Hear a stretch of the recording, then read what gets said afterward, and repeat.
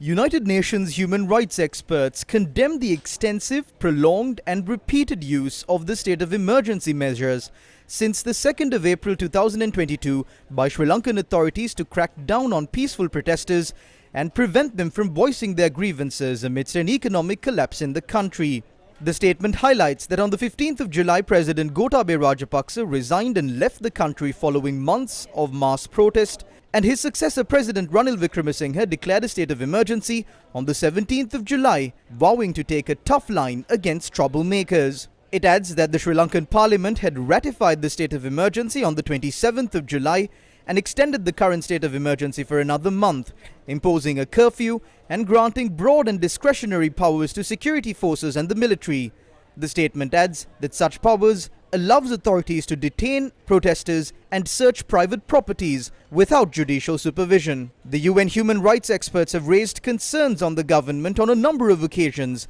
over the misuse of emergency measures, but to no avail. They condemn the recent and continued abuse of such measures to infringe on the legitimate exercise of rights of freedom of expression and peaceful assembly. The statement adds that protesters, including civil society representatives, journalists and human rights defenders, should be protected in the context of peaceful protests and not face criminal liability for their participation.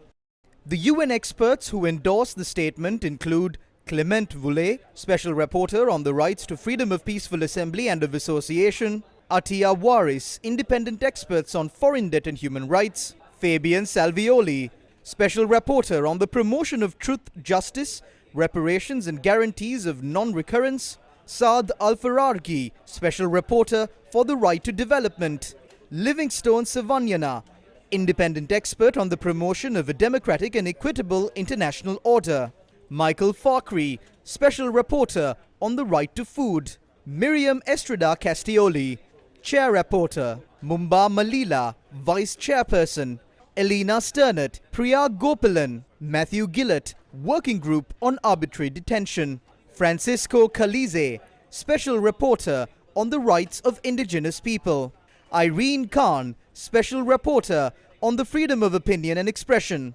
and Mary Lawler, Special Rapporteur on the Situation of Human Rights Defenders.